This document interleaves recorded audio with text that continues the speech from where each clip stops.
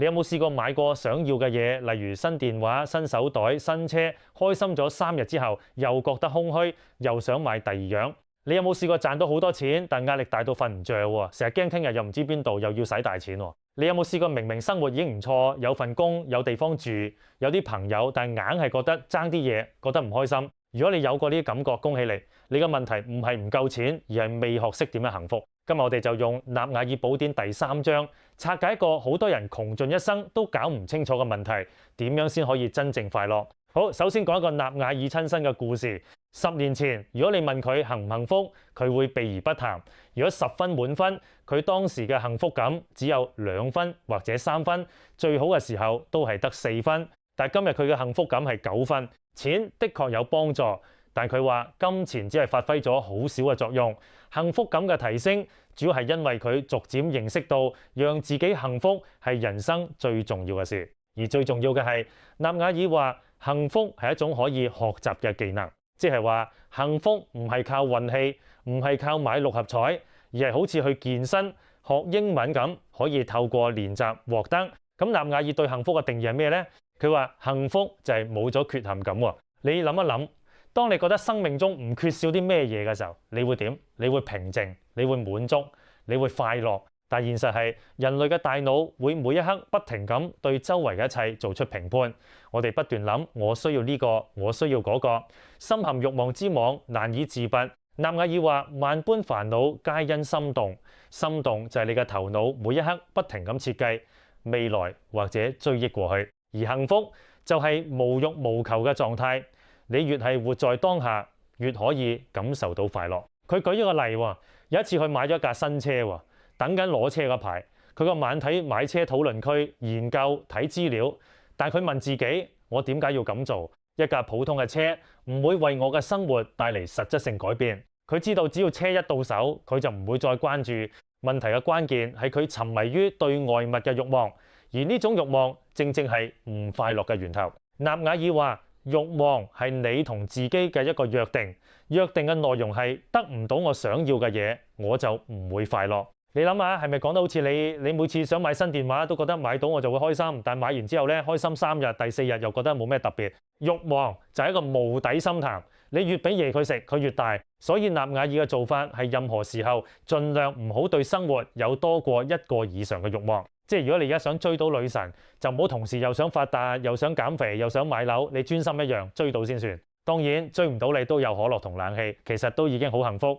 納瓦爾仲有一個好顛覆嘅觀點，幸福唔等於積極心態，亦唔等於冇消極想法。佢話每個積極想法嘅入面都蘊含住一個消極想法嘅種子。如果話我而家好開心，就意味住某個時刻我好傷心。如果話呢個人好有魅力，就意味住其他人冇魅力。所以生命的偉大在很大程度上源於苦難。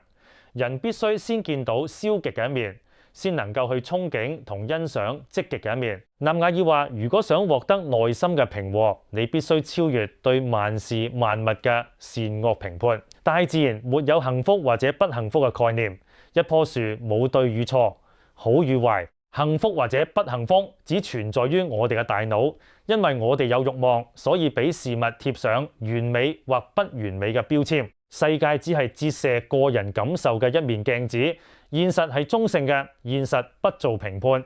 至於點樣思考、判斷同對待你所感知嘅一切，全由你自己決定。納瓦爾話：幸福是一種選擇，你信唔信？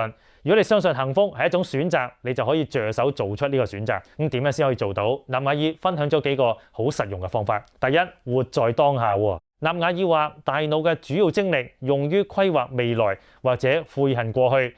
喺任何時候，大腦只有好少部分係關注當下。如果你每日都沉浸喺對未來嘅規劃同幻想入面，你就係親手扼殺自己嘅幸福。佢話：過去就係過去，冇回憶，冇遺憾，冇放唔低嘅人，冇忘唔掉嘅旅行，既往不戀。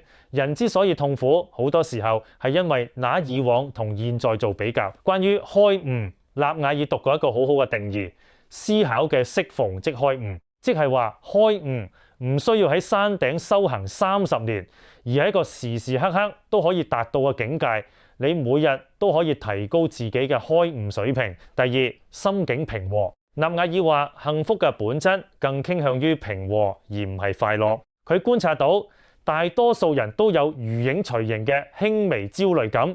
你試下坐低喺一個地方，乜都唔做，唔好睇書，唔好聽歌，唔好做任何事，只係坐喺度，你會發現焦慮感會令你如坐針氈，不停催促你起身去做事。納瓦爾話：你要意識到係焦慮感令你唔快樂，而呢種焦慮感源於腦海中此起彼伏嘅想法。要應對焦慮嘅方法係唔與之對抗，而係問自己：我係想一直執着於呢啲想法，定係想重獲內心嘅平靜？答案顯而易見。第三，減少慾望。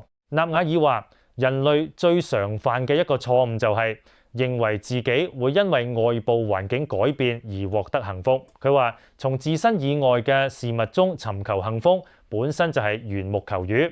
你成日覺得等我做到份心水工我就快樂，等我買到間屋我就快樂，等我遇到個好人我就快樂。但現實係，就算你得到咗，好快你就會習慣，然後又有新嘅慾望。納瓦爾話：我哋嘅根本錯覺係總有一樣嘢會令我一直滿足，永遠快樂。冇咁嘅事喎。所以佢建議對慾望保持清醒，慎重選擇自己嘅慾望。佢嘅目標係無論咩情況下，盡量唔好對生活有一個以上嘅慾望。第四，擺脫妒忌。納瓦爾話：妒忌係幸福嘅敵人。佢後生嘅時候妒忌心好強，但後嚟佢了解到佢妒忌別人，只係妒忌佢哋嘅某啲方面，而佢唔可能只擁有妒忌嘅嗰啲嘢。佢問自己：我願意同嗰個人交換全部人生嗎？包括佢嘅反應、慾望、家庭、幸福感、人生觀。如果唔願意，妒忌就毫無意義。當佢意識到呢點，妒忌心瞬間就消失咗，因為佢唔想做其他任何人，佢好開心成為佢自己。第五，建立好習慣。納瓦爾話：獲取平和同幸福其實係一種技能，可以透過養成好習慣嚟獲取。佢分享咗啲佢親身實踐嘅習慣：唔喝酒、唔食糖、遠離社交媒體，可以提高情緒穩定性。每日鍛鍊令佢更快樂，身體健康，內心就更容易平和。戒掉咖啡因，提高咗佢嘅幸福感，因為情緒更穩定。佢仲話睇屏幕嘅時間越長，幸福感越低；睇屏幕嘅時間越短，幸福感越高。另外，佢有一個伊朗朋友叫貝克扎德，呢個人熱愛生活，冇時間理會唔快樂嘅人。如果你問貝克扎德有咩幸福秘訣，佢只會抬頭望天，然後話停止追問，開始欣賞。納瓦爾話：世界如此神奇，而人類卻對此如此麻木，習慣把一切都視為理所當然。我哋應該感恩所有，因為如果唔係現代文明，我哋可能仲係猴子，坐喺叢林入面望住個太陽落山，唔知夜晚棲身何處。第六，接受現實。納瓦爾話：面對任何狀況，你都有三種選擇：改變現狀、接受現狀、逃避現狀。好多人在遇到問題時會躊躇不前，陷入空想，希望改變現狀，但冇立下決心去改變；希望轉身離開，但又冇毅然決然離去，同時又唔可以心平氣和接受現狀。呢種糾結同迴避嘅態度，正正係人生中大部分痛苦嘅來源。納瓦爾話：佢喺腦海對自己講得最多嘅兩個字就係接受。所謂接受，就係無論結果如何都可以泰然處之，就係保持心態平和，大腦專注，就係退一步海闊天空，就係觀大勢、顧全局、謀長遠。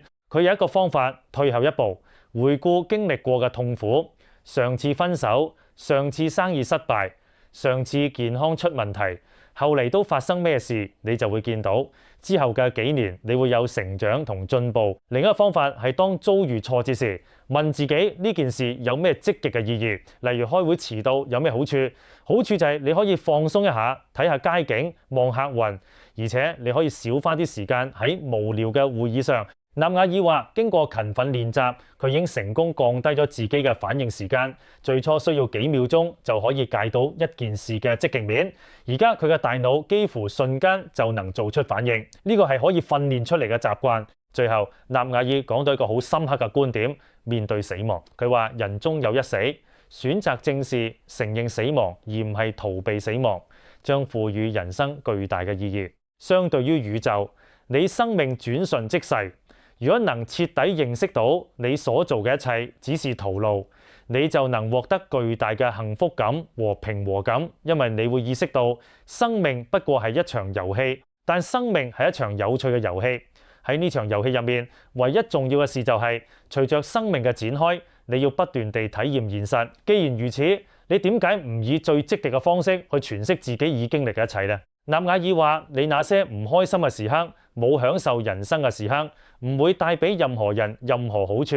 宇宙嘅幸福值並唔係恆定嘅，別人唔會因為你唔幸福而變得更加幸福。你喺地球上所擁有嘅時間稍縱即逝，無比寶貴，你一定要好好珍惜。好，我哋快速總結下今日嘅重點。第一，幸福係一種可以學習嘅技能，唔係靠運氣。第二，幸福就係冇咗缺陷感，活在當下，減少慾望。第三，萬般煩惱皆因心動，慾望係你同自己嘅約定，得唔到我想要嘅嘢，我就唔會快樂。第四，幸福更傾向於平和而唔係快樂。焦慮係幸福嘅敵人。第五，妒忌係幸福嘅敵人。你唔會想同任何人交換全部人生，所以妒忌毫無意義。第六，建立好習慣，運動，遠離熒幕，減少糖同咖啡因，同快樂嘅人相處。第七，接受現實，喺挫折中尋找積極面。第八，正視死亡，珍惜當下。今日返去之後，我邀請你做3個行動。第一，今日日一個時間，坐低5分鐘，乜都唔好做，淨係觀察自己嘅呼吸。當有念頭出現，唔好批判，淨係睇住佢，你會發現你嘅大腦有幾嘈。第二，寫低你而家最想要嘅3樣嘢，然後問自己：如果我得到呢啲嘢，我會快樂幾耐？1個禮拜、1個月定係1年？然後再問我可唔可以而家就選擇快樂，唔等呢啲嘢。第三，下次當你覺得唔開心嘅時候，試下問自己呢件事有咩積極嘅意義，就算好難都要試。練習得越多，你會越快到。納瓦爾話：幸福嘅人並唔係時時刻刻都快樂嘅人，幸福嘅人係可以輕鬆咁以特定嘅方式詮釋事件，保持內心平和嘅人。希望你都可以成為嗰種人。如果你中意呢集，記得留言、分享、訂閱。我哋下集再傾，拜拜。